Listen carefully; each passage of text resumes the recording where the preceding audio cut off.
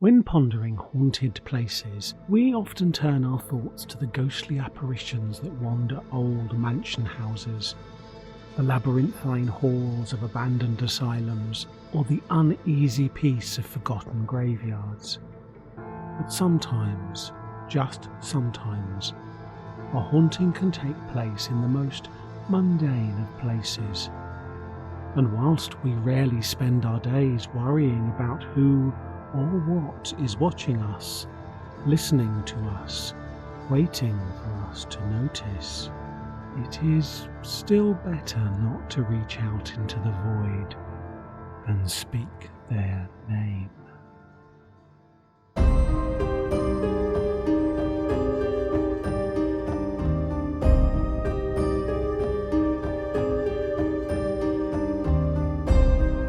Hello, and welcome to the haunting place.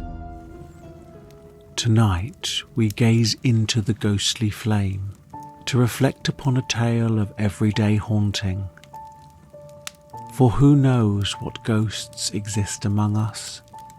Not in the fancy manor house and ancient castles, but in the regular lived-in homes. The homes that line each street and cluster in towns and cities. In homes such as yours, the ghosts that watch us go about our daily chores and private moments, just waiting for that perfect moment to puncture through into our reality and make their presence known. When they notice you.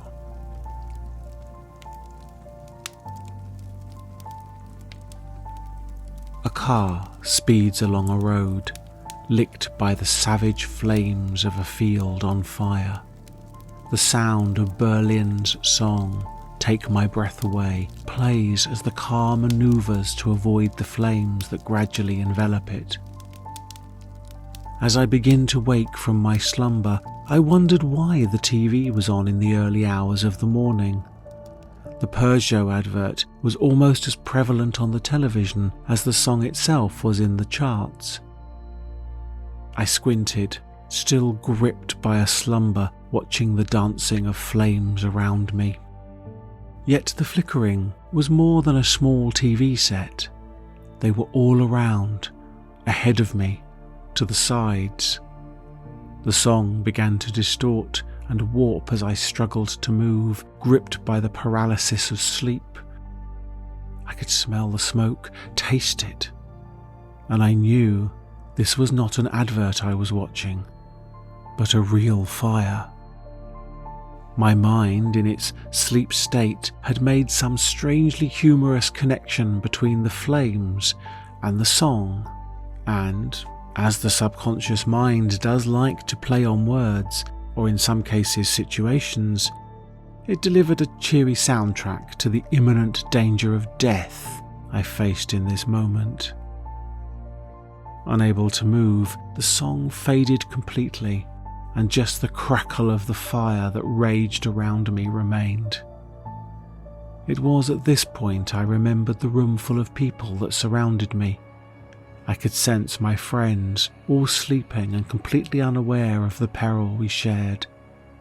So again, I tried to move, but my body stayed gripped within this deadly paralysis. That evening, we had, my friends and I, giggled away with excitement as we cut pieces of paper into squares and wrote the alphabet and numbers 0 to 9 upon them. Finally, we took the 2 remaining cards and scrawled yes on one and no on the other. Our makeshift Ouija board was topped off with a small glass tumbler that would act as proxy for our lack of a planchette. With an air of nervous excitement, we began our communication with the dead, speaking in fragmented minutes with random names and glimpses of those we loved and lost. However, the glass moved slow and kept juddering to a halt. Until it came. We had no idea who it was, although it made its intentions very clear from the outset. It was something in the building, another apartment that it called home. The tenements of Somerstown in London have a long and dubious history. The Somertown slums were notorious in their poverty, violence, and murder. Many a discarded child and broken adult lived shoulder to shoulder with thieves and murderers. It was the heritage of this place that carried through the social housing apartments that now stood in this place where I was hanging out with my friends from college, drunk on alcohol and laughter. We had, as a group, woven our conversation to a destination, an end point that meandered from belief in ghosts to lost relatives to communication with the dead, and the terminus of, how about making a Ouija board? We had all agreed this would be an amazing, extremely wonderful and highly safe thing to do, as only a group of teenagers can. The board was constructed, and the thing awoke. It listened, and when the time was right, it spoke. "I'm coming," it said as the glass began to glide in circles across the tea tray board. "I'm coming," it repeated again and again, each time finding a smoother path to the letters I and M. None of us knew what we had gleaned the attention of. C. O. Which terrifying human being, long since deceased, was now interested in us? What unspeakable demon was at this very moment heading our way? M. I. We looked, startled, at each other as the inevitable question was asked by one friend. "Who's doing this?" And the equally inevitable reply sounded in unison as we all said, "Not me."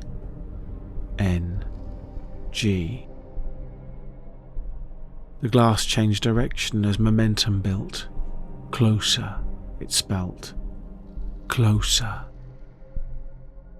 My mind swam as I, in my sensitive way of being, could feel an electricity, a vibration, a force that seemed to be pressing on the walls, floor and ceiling, as if I was being crushed by an all-encompassing pressure.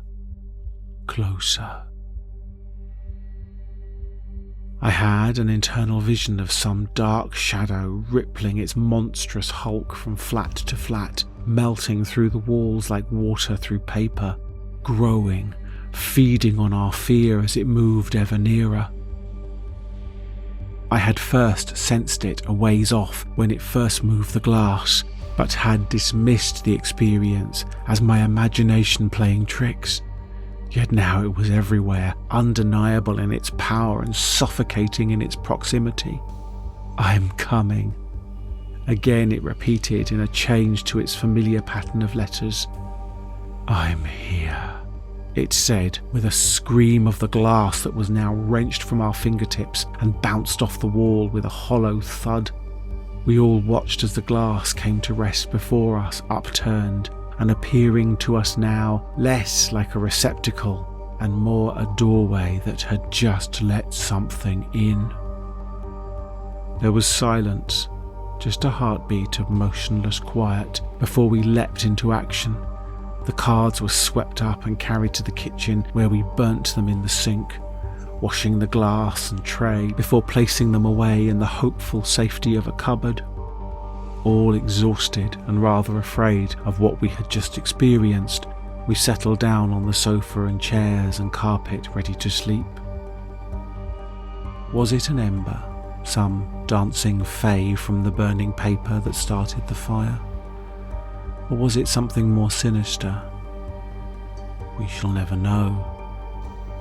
Yet the flames did not care for cause or explanation.